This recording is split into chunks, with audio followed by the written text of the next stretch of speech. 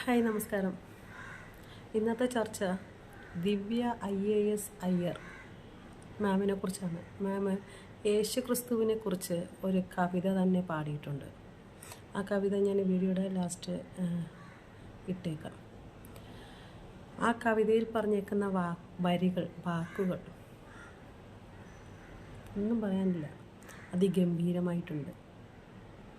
നമ്മുടെ രാഹുൽ ഈശ്വർ അടിപൊളിയായിട്ട് അതിന് വിവർത്തനവും ചെയ്തിട്ടുണ്ട്. വേറൊരു വീഡിയോ ചെയ്തിട്ട് അടിവരെ ഇട്ട പോലെ അതിന് വിവർത്തനം ചെയ്തുകൊണ്ട് നല്ല ഭംഗിയിൽ ആ വരികൾക്കുള്ള അർത്ഥം കറക്റ്റായിട്ട് പറഞ്ഞിട്ടുണ്ട്.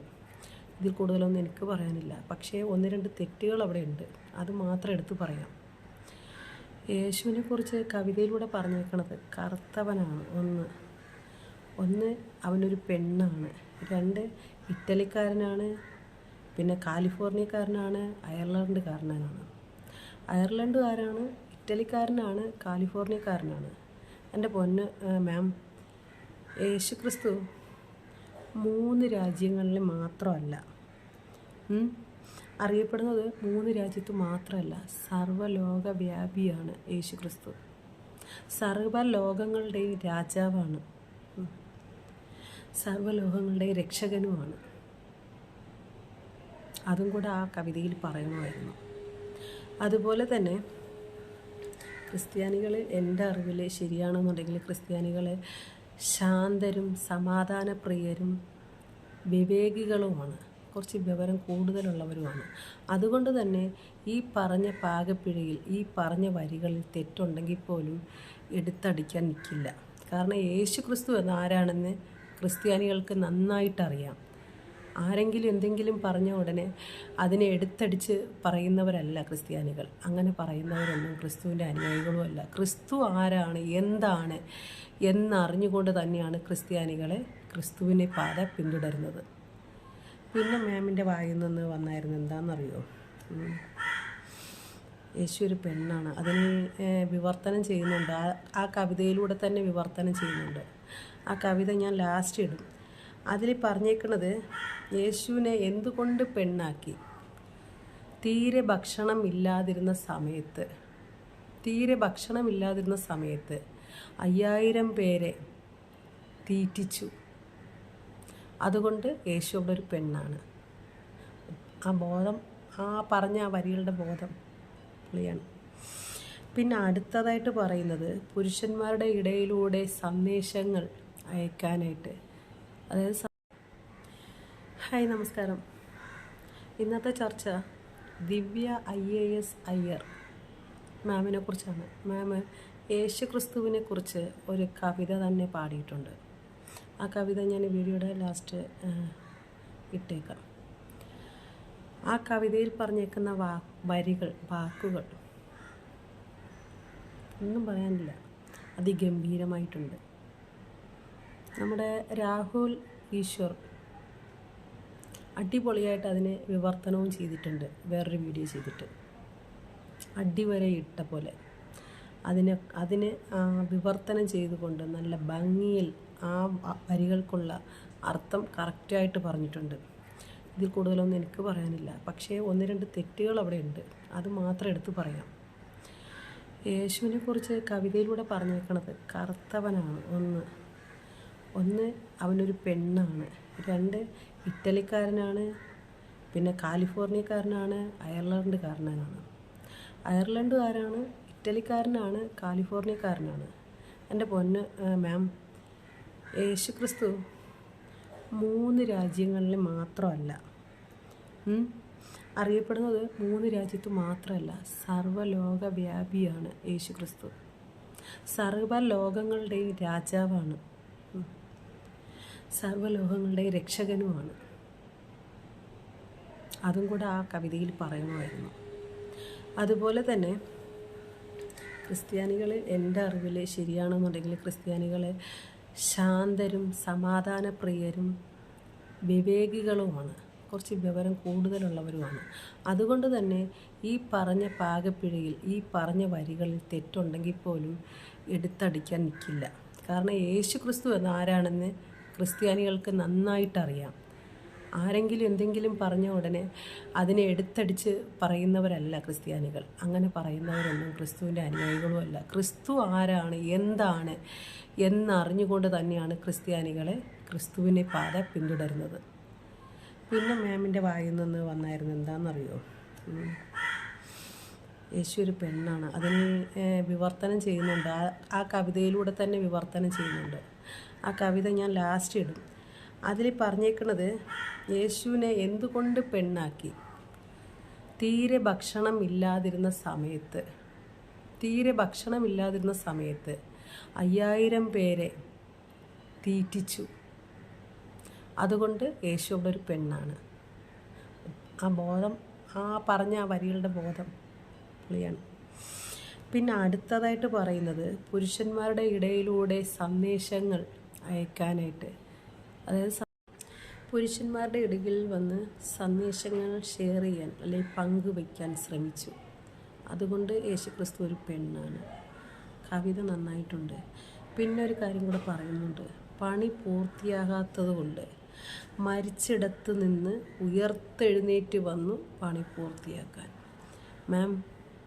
മാമിനോടുള്ള എല്ലാ മര്യാദയും എല്ലാ ബഹുമാനവും നിലനിർത്തിക്കൊണ്ട് തന്നെ പറയുവാണ്, അടുക്കളയിൽ കിടക്കുന്ന പാത്രവും ചട്ടിയും കഴുകുന്ന പണിയല്ല അത്. ആ പണി പൂർത്തിയാകാത്തത് കൊണ്ട് മരിച്ചിടത്ത് നിന്ന് ഉയർത്ത് വന്നവനാണ് യേശുക്രിസ്തു മരിച്ച സ്ഥലത്ത് നിന്ന് ഉടലോട് കൂടി ഉയർത്ത് വന്നവനാണ്. അത് നിങ്ങളുടെ നാവിൽ നിന്ന് വന്നിട്ടുണ്ട്. അപ്പോൾ ഞാൻ നേരത്തെ പറഞ്ഞതുപോലെ യേശുക്രിസ്തു എന്താണെന്ന് അറിയുന്നവരാണ് യേശുവിൻ്റെ അനുയായികളായ ഞങ്ങൾ.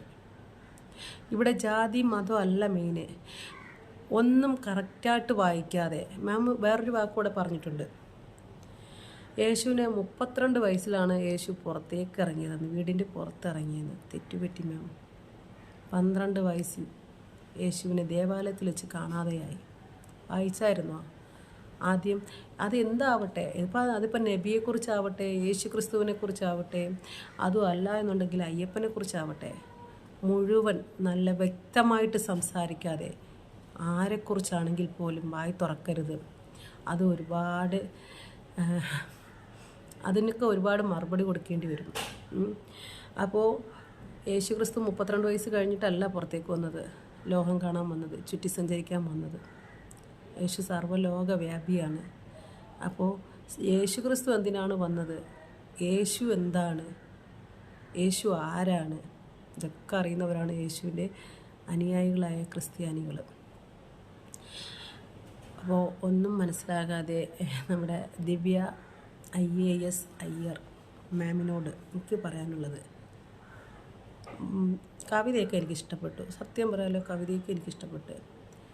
നല്ല അറിവോടുകൂടി നല്ലവണ്ണം വ്യാഖ്യാനിച്ചിട്ട് തന്നെയാണ് കവിത എഴുതിയേക്കുന്നത്. പക്ഷേ ആ കവിത എഴുതുന്നതിന് മുമ്പ് അല്ലെങ്കിൽ ഒരാളെക്കുറിച്ച് പാട്ട് പാടാൻ നമ്മുടെ ഇടയിൽ കിടക്കുന്ന നമ്മളിലുള്ള ഒരു വ്യക്തിയെക്കുറിച്ചല്ല മാം പാട്ട് എഴുതിയത്, ഒരു കവിത എഴുതിയത്. അപ്പോൾ അത് എന്താണ് ഏതാണെന്ന് കറക്റ്റായിട്ട് മനസ്സിലാക്കിയിട്ട് കവിത എഴുതിക്കോളൂ. മാമിന് അത്രയും അക്ഷര വിജ്ഞാപനം ഉള്ളതല്ലേ, അറിവുള്ള ഒരു വ്യക്തിയല്ലേ. മാമിന് നമ്മൾ പറഞ്ഞു തരേണ്ട ആവശ്യമില്ലല്ലോ. അപ്പോൾ ആരെക്കുറിച്ച് എവിടെ പറയണം എന്നുള്ള ഇതൊക്കെ മാമിന് നന്നായിട്ട് അറിയാം. അപ്പം ഞാൻ വീണ്ടും പറയുകയാണ്, ഇതുകൊണ്ടൊന്നും ക്രിസ്ത്യാനികൾ കുലുങ്ങില്ല. ക്രിസ്ത്യാനികൾക്കറിയാം യേശു ക്രിസ്തു എന്താണെന്ന്. മാം ദിവ്യ IAS മാം യേശുക്രിസ്തുവിനെ കുറിച്ച് എഴുതിയ കവിതയ്ക്ക് ബിഗ് സല്യൂട്ട്. അതോടൊപ്പം തന്നെ ക്രിസ്ത്യാനികൾ ശാന്തശീലരും സമാധാനപ്രിയരും വിവേകികളുമാണ്. അത് വീണ്ടും വീണ്ടും എടുത്ത് പറയാൻ കാരണം അത്ര ഊർജിതമായിട്ടുള്ളൊരു വിശ്വാസം ഞങ്ങളിലുണ്ട്. അതുകൊണ്ട് തന്നെ ഞാൻ വീണ്ടും പറയുവാണ്, പിതാവേ, ഇവർ ചെയ്യുന്നതെന്തെന്ന് ഇവരറിയുന്നില്ല, ഇവരോട് പൊറുക്കണമേ. അതേ ഉള്ളൂ മറുപടി, വേറൊന്നും പറയാനില്ല. പക്ഷേ വരികളോടുള്ള പ്രിയം പറയാതിരിക്കാൻ വയ്യ. ആ വരികളൊക്കെ പൊളിച്ചിട്ടുണ്ട്. വീണ്ടും തുടരുക. യേശു ക്രിസ്തു ഒരു കറുത്ത വർഗക്കാരനാണ്. യേശു ഒരു സ്ത്രീയാണ്. യേശു ഇറ്റലിക്കാരനാണ്. ദിവ്യയായ സയ്യരെ കുരിശിലേറ്റാൻ ഒരുപാട് കാസ ടീമുകളും തീവ്ര ക്രിസ്ത്യൻ ഹിന്ദുത്വ നിലപാട് ക്രിസംഗി ടീമുകൾ എന്നൊക്കെ വിളിക്കുന്ന ആൾക്കാരും ഇറങ്ങിയിട്ടുണ്ട്.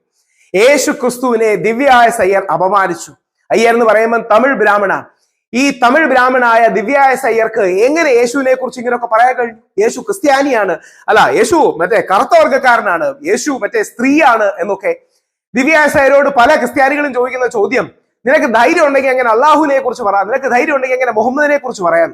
പെട്ടെന്ന് എനിക്ക് കത്തി, ഇത് എവിടെയോ വേറെ കേട്ടിട്ടുണ്ടല്ലോ, ഈ ചോദ്യം വേറെ എവിടെയോ കേട്ടിട്ടുണ്ടല്ലോ. അതായത് നമ്മുടെ തീവ്ര വലതുപക്ഷവാദികൾ പറയുന്നതാണ്, നിനക്ക് ധൈര്യം ഉണ്ടെങ്കിൽ എങ്ങനെയാണെങ്കിൽ മുഹമ്മദിനെ കുറിച്ച് പറയാം, ധൈര്യം ഉണ്ടെങ്കിൽ മറ്റേ അള്ളാഹുവിനെ കുറിച്ച് പറയാം. അതായത് ദിവ്യയായ സയ്യരെ കുരിശിലേറ്റാൻ ആഗ്രഹിക്കുന്ന ക്രിസ്ത്യാനികളോടാണിത്. ദിവ്യയായ സയ്യർ ഇത്. അപ്പൊ എനിക്ക് ഈ കർത്താവിനോട് എന്റെ പ്രാർത്ഥന, ഒരുപക്ഷെ എന്റെ വീട്ടിലാണ് ഇന്ത്യയിലെ ഏറ്റവും വലിയ ജീസസിന്റെ ഫേസ് മ്യൂറൽ പെയിന്റിംഗ് ഉള്ളത്. ഏകദേശം ഒരു 120-130 സ്ക്വയർ ഫീറ്റ് ഉള്ള ഒരു ഫേസ് മ്യൂറൽ പെയിന്റിംഗ് മാത്രമാണ്. ഇതിനെക്കാട്ടി വലിയ സ്റ്റാൻഡിംഗ് പോസ്റ്റർ വലുതും കാണും. ഒരു വീടിനുള്ളിലുള്ള ഏറ്റവും വലിയ ഫേസ് മ്യൂറൽ പെയിന്റിങ്സിലൊന്ന്. അപ്പൊ എനിക്ക് കർത്താവിനോട് പ്രാർത്ഥിക്കാനുള്ളത്, കർത്താവെ ക്രിസംഗികളിൽ നിന്ന് ക്രിസ്ത്യാനികളെ രക്ഷിച്ചോളണേ എന്നുള്ളതാണ്. നമുക്ക് അപ്പം ദിവ്യയായ സയ്യർ എന്താ പറഞ്ഞതെന്നൊന്ന് കേൾക്കാം. ദിവ്യയായ സയ്യരുടെ ആ കവിത എന്താണെന്ന് കേൾക്കാം. യേശുവെന്നാൽ യേശു ഒരു കറുത്ത വർഗക്കാരനായിരുന്നു എന്നതിന് 3 നല്ല വാദങ്ങളുണ്ട്. 1, അവനെല്ലാവരെയും സഹോദര എന്ന് വിളിച്ചിരുന്നു. 2, അവൻ സുവിശേഷം പറയുവാൻ ഇഷ്ടപ്പെട്ടു. 3, അവന് നല്ല ഒരു വിചാരണ ലഭിച്ചില്ല. യേശു ഒരു കറുത്ത വർഗക്കാരനായിരുന്നു, അതിന് 3 വാദങ്ങളുണ്ട്. അതാണ് ദിവ്യയായ സയ്യർ പറഞ്ഞത്.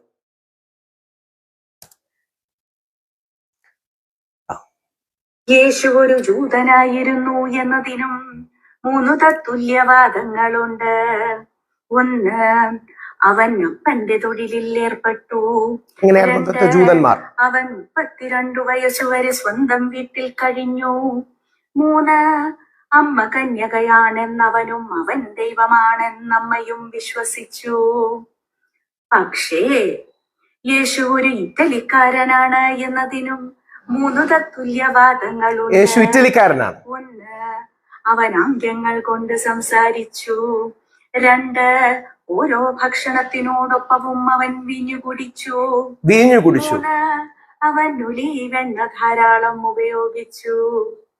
പക്ഷേ യേശു കാലിഫോർണിയക്കാരനായിരുന്നു എന്നതിനും 3 തത്തുല്യവാദങ്ങളുണ്ട്.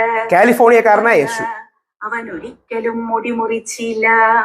2, എല്ലാ സമയവും അവൻ നഗ്നപാതനായി ചുറ്റി നടന്നു. 3, അവൻ ഒരു പുതിയ മതം തുടങ്ങി വച്ചു.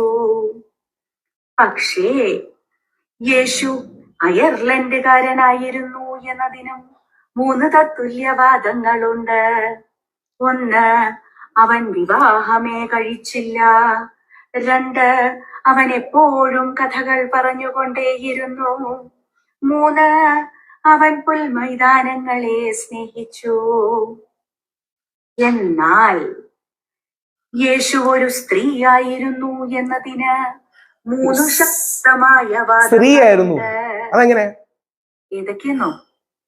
1, തീരെ ഭക്ഷണമില്ലാതിരുന്ന സമയത്ത് ഒരു നിമിഷത്തെ മുന്നറിയിപ്പിൽ ഒരാൾക്കൂട്ടത്തെ അവൻ ഊട്ടേണ്ടി വന്നു. ഒരിക്കലും ഒന്നും മനസ്സിലാവാത്ത പുരുഷാരത്തിനു കുറുകെ സന്ദേശമയക്കുവാൻ അവൻ ശ്രമിച്ചുകൊണ്ടേയിരുന്നു. മനസ്സിലാകാത്ത ജനങ്ങൾക്ക്, ഇപ്പോഴത്തെ സോഷ്യൽ മീഡിയ കൂട്ടങ്ങൾക്കെന്ന് ഇന്നത്തെ ഭാഷയിൽ എടുക്കാം. 3, പണികൾ ചെയ്തു തീർക്കാൻ ബാക്കിയുള്ളതു കൊണ്ട് മരിച്ചിടത്തു നിന്ന പോലും അവൻ എണീറ്റു വരേണ്ടി വന്നു. യേശുവെന്നാൽ എന്തൊരു കണ്ടോ, യേശു എന്തു മോശക്കാരനാണ്. താഴെ കമന്റുകളുടെ, പ്രത്യേകിച്ച് ക്രിസ്ത്യൻ സമൂഹമാണ് കേരളത്തിലെ ഏറ്റവും സ്റ്റാൻഡേർഡ് ഉള്ള സമൂഹം എന്നാണ് നമ്മൾ ഏറ്റവും പൊതുവെ കരുതാറുള്ളത്. കാര്യം അങ്ങനെ തന്നെയാണ്. നമ്മുടെ വിദ്യാഭ്യാസ ആരോഗ്യ മേഖലയിലൊക്കെ ഹിന്ദുക്കൾക്കും മുസ്ലിങ്ങൾക്കും അടക്കം എല്ലാവർക്കും മാതൃകയാണ്. ആ ക്രിസ്ത്യാനികളിലെ ഹാർട്ട് ലൈനേഴ്സ്, നല്ലവരല്ല, ഹാർട്ട് ലൈനേഴ്സ് ചീത്ത വിളിക്കുന്നുണ്ട്. എന്താ ഈ കവിതയെന്നറിയാമോ? ഇതൊരു കവിതയാണ്, സിംബോളിസമാണ്. ഇത് യഥാർത്ഥത്തിൽ ഡോക്ടർ ക്രിസ്റ്റീന റിസോർട്ടോ എന്ന് പറയുന്ന യഥാർത്ഥത്തിൽ പള്ളി വിശ്വാസിയായ, ഇതാണ് ക്രിസ്റ്റീന റിസോർട്ടോയുടെ പ്രൊഫൈൽ. ഇതാണ് ക്രിസ്റ്റീന റിസോർട്ടോ എന്ന് പറയുന്ന നല്ല ചർച്ചിൽ പോകുന്ന നല്ല ക്രിസ്ത്യാനിയായ, യേശുക്രിസ്തുവിൽ യഥാർത്ഥത്തിൽ വിശ്വസിക്കുന്ന, കൃത്യമായി പള്ളിയുടെ പരിപാടിയിൽ പങ്കെടുക്കുന്ന, അവിടത്തെ നല്ല എന്താ പറയണേ സാമൂഹിക കാര്യങ്ങളിൽ, ആത്മീയ കാര്യങ്ങളിലൊക്കെ നിലപാടുകൾ പറയുന്ന, യഥാർത്ഥത്തിൽ പോപ്പിന്റെ പാത പിന്തുടരുന്ന, അതായത് ഇവിടത്തെ തീവ്ര ക്രിസ്ത്യൻ അല്ലെങ്കിൽ ക്രിസംഗികൾ, അങ്ങനെ തന്നെ പറയണം, ഇവിടുത്തെ തീവ്ര ക്രിസംഗികൾ മാർപ്പാപ്പയെ മാർക്കാക്ക എന്നാണ് വിളിക്കുന്നത്. അതായത് മുസ്ലിങ്ങളോട് ഒരുപാട് അനുഭാവം കാണിച്ചു, ഗസയോട് അനുഭാവം കാണിച്ചു എന്ന് പറഞ്ഞു. പക്ഷേ യഥാർത്ഥത്തിൽ പോപ്പ് ഫ്രാൻസിസിനെ പിന്തുടരുന്ന നല്ല ക്രിസ്ത്യാനിയും നല്ല ക്രിസ്തുമാർഗിയുമാണ്. ഇവർ 6 ജൂലൈ 2021 എഴുതിയ മനോഹരമായ ഒരു കവിതയാണ്. There are 3 good arguments that Jesus was a black. എല്ലാരെയും അവൻ സഹോദരൻ എന്ന് വിളിച്ചു, അവന് സുവിശേഷം ഇഷ്ടമായിരുന്നു, അവന് നീതിയുക്തമായൊരു ട്രയൽ ലഭിച്ചില്ല എന്ന് പറഞ്ഞാൽ അതിന്റെ അർത്ഥം ഇന്ന് കറുത്ത വർഗ്ഗക്കാർക്ക് പലപ്പോഴും അങ്ങനെ അനീതി നേരിടുന്നു. അമേരിക്ക അടക്കമുള്ള പാശ്ചാത്യ ലോകത്ത് ഇവർക്കൊരു ഫെയർ ട്രയൽ കിട്ടുന്നില്ല. സിസ്റ്റമിക് റേസിസം അഥവാ ഘടനാപരമായ വംശീയത കറുത്ത വർഗ്ഗക്കാർക്കെതിരെ നിലനിൽക്കുന്നുണ്ട്. എന്നിട്ട് യേശുവിന്റെ ചരിത്രത്തിൽ യേശു ജൂതനായിരുന്നു, കാര്യം വീട്ടിൽ നിന്ന് പോയില്ല. ജൂതന്മാർക്ക് അങ്ങനെ ഒരു വിശ്വാസം ഉണ്ടായിരുന്നു, ഒരു മിശിഹ രക്ഷകൻ വരും എന്നൊരു വിശ്വാസം ഉണ്ടായിരുന്നു. അതേപോലെ ഇറ്റലിയിൽ, കാലിഫോർണിയയിൽ, ഇനിയും കുറച്ചുകൂടെ ഉണ്ട്. ദിവ്യാസയത് പൂർണ്ണമായിട്ട് തർജ്ജമ ചെയ്തിട്ടില്ല. യേശുക്രിസ്തു ഒരു നേറ്റീവ് അമേരിക്കൻ ആയിരുന്നു, കാര്യം he was at peace with nature. പ്രകൃതിയോട് അവൻ he was at peace with nature, സമാധാനത്തിലാണ് നിന്നിരുന്നത് തുടങ്ങിയ കാര്യങ്ങൾ. 2 കാർപ്പന്റർ ആണ്, അവൻ എന്തും ഫിക്സ് ചെയ്യാൻ കഴിയുമായിരുന്നു. അവസാനത്തേതാണ് മെക്സിക്കൻ ആയിരുന്നു, കാര്യം he treated his mama like a saint. സ്വന്തം അമ്മയെ ഒരു സെയിന്റിന് തുല്യം പവിത്രമായി അവൻ ആരാധിച്ചു. അവൻ എല്ലാ കാര്യങ്ങളും ഫിക്സ് ചെയ്യാൻ കഴിയും. അതാണ് മെക്സിക്കന്റെ കാര്യം. ഗ്രീൻ പാസ്റ്റേഴ്സിനെ ഇഷ്ടപ്പെട്ടവനായിരുന്നു, ഐറിഷുകാരനായിരുന്നു, എന്നിട്ട് അവൻ സ്ത്രീ ആയിരുന്നു എന്ന് പറഞ്ഞ് മനോഹരമായ അവരുടെ ഫേസ്ബുക്കിൽ ഒരു കവിത എഴുതിയതാണ്. എന്ന് പറഞ്ഞാൽ ലോകത്തിലെ എല്ലാ മനുഷ്യരിലും എല്ലാ ദേശങ്ങളിലും യേശുക്രിസ്തുവിനെ കാണുന്ന, യഥാർത്ഥത്തിൽ യേശുക്രിസ്തുവിൽ വിശ്വസിക്കുന്ന, അതായത് യഥാർത്ഥത്തിൽ യേശുക്രിസ്തുവിനെ ദൈവപുത്രനായും ദൈവീകമായി വിശ്വസിക്കുന്ന ഡോക്ടർ റിസോർട്ടോയുടെ കവിത മനോഹരമായി നമ്മുടെ നാട്ടിലെ ഒരു ഹിന്ദു ബ്രാഹ്മണ സ്ത്രീ ആയ ഡോക്ടർ ദിവ്യ സയ്യർ തർജ്ജമ ചെയ്ത, ഇതിന്റെ കോണ്ടെക്സ്റ്റും പശ്ചാത്തലവും അറിയാതെ ക്രിസ്ത്യാനികളെ ആക്രമിക്കുന്നു എന്ന് പറയുമ്പോൾ എനിക്ക് അടിമുടി ദേഷ്യം വരുന്നതിന്റെ കാര്യം ഇതാണ്. ഞങ്ങൾ ഹിന്ദുക്കളിൽ തുടങ്ങിയ ഈ ക്യാൻസർ, ഹിന്ദു ഖത്രേമേഹെ എന്ന് പറയുന്ന ഈ 140 കോടി ജനങ്ങളുള്ള ഇന്ത്യയിലെ 100-110 കോടി ജനങ്ങളുള്ള ഹിന്ദുക്കൾ ഖത്രേമേഹെ എന്ന് പറഞ്ഞ് പേടിപ്പിച്ച് രാഷ്ട്രീയത്തിന് വേണ്ടി ഹിന്ദുക്കളെ മുതലാക്കുന്ന തീവ്ര ഹിന്ദുത്വവാദികളെ പോലെ നിങ്ങൾ ക്രിസ്ത്യാനികൾ പോവരുത്. ഞങ്ങളോ ഈ രീതി നശിച്ചു. ആ നശിച്ചതിന്റെ എക്സ്റ്റന്റ് ആണ് മംഗലാപുരത്ത് ഒരു സ്കൂളിൽ മുസ്ലിമായ പ്രധാന അധ്യാപകനെ, പ്രിൻസിപ്പലിനെ പുറത്താക്കാൻ സ്കൂളിലെ കുട്ടികൾക്ക് വിഷം കൊടുക്കുന്ന നിലയിലേക്ക് ശ്രീരാമസേനക്കാർ, പേര് ശ്രീരാമസേന എന്നാണ്, പക്ഷേ ആ ശ്രീരാമസേനക്കാർ, ശ്രീരാമന്റെ കുറ്റമല്ല, ഈ ഗോഡ്സേവാദികൾ മാറി. ഞങ്ങളോ നശിച്ചു, നിങ്ങളെങ്കിലും നശിക്കരുത്, ഈ രാജ്യത്തെ നശിപ്പിക്കാൻ അനുവദിക്കരുത്. അതുകൊണ്ട് ദൈവത്തെ ഓർത്ത് ക്രിസ്ത്യാനികളോട് അഭ്യർത്ഥിക്കാനുള്ളത്, യേശുക്രിസ്തുവിനെ കുറിച്ച് ഇതിലും നല്ലൊരു കവിതയില്ല. യേശുക്രിസ്തുവിനെ യഥാർത്ഥത്തിൽ മനസ്സിലാക്കിയ ഒരു വ്യക്തിയാണ് ദിവ്യ സയ്യർ. ആ ദിവ്യ സയ്യർ ഞാൻ വ്യക്തിപരമായി പരിചയപ്പെട്ടിട്ടുള്ളതാണ്. എനിക്ക് വ്യക്തിപരമായി കണ്ട സ്ത്രീരത്നങ്ങളിൽ ഏറ്റവും ആദരവും ഇഷ്ടവും ബഹുമാനവും നമുക്ക് തൊഴാൻ തോന്നുന്ന രീതിയിലുള്ളതാണ്. അടുത്ത സുഹൃത്ത് അല്ലെങ്കിൽ നമ്മുടെ ശബരിയുടെ വൈഫാണ്. ഏറ്റവും നല്ല ഫാമിലീസിലൊന്നാണ്, നല്ല കുടുംബമാണ്. ദിവ്യ സയ്യരെ ട്രോളുന്നതിന് മുമ്പ് ഇതിന്റെ പശ്ചാത്തലം നോക്കുക. യേശുക്രിസ്തുവിനെ ഇതിലും മനോഹരമായി വിവരിക്കാനില്ല.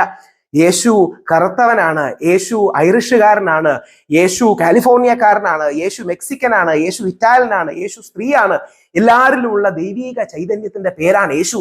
ഇത് ഏതുപോലെയാന്ന് പറഞ്ഞാൽ, ഇന്ന് നമ്മൾ ഹിന്ദുക്കളോട് എന്താ പറയണേ, മണ്ണിലും മിണ്ണിലും തൂണിലും തുരുമ്പിലും ദൈവം ഇരിക്കുന്നു എന്ന് പറഞ്ഞാൽ, കണ്ടോ നീ എന്റെ ദൈവത്തെ മണ്ണാണെന്ന് വിളിച്ചല്ലേ, നീ എന്നെ ദൈവത്തെ തുരുമ്പാണെന്ന് വിളിച്ചല്ലേ, പറ്റുമെങ്കിൽ നീ മുസ്ലിങ്ങളെ പോയി വിളിക്കടാ, നീ പ്രവാചകൻ മുഹമ്മദിനെ മണ്ണെന്ന് വിളിക്കടാ, കല്ലെന്ന് വിളിക്കടാ എന്ന് പറയുന്ന ലെവലിലേക്ക് നമ്മുടെ ഇടയിലെ ഹിന്ദുത്വവാദികൾ തളർന്നുപോയി. നിങ്ങൾക്ക് ആ ഗതികേട് ഉണ്ടാവരുത്.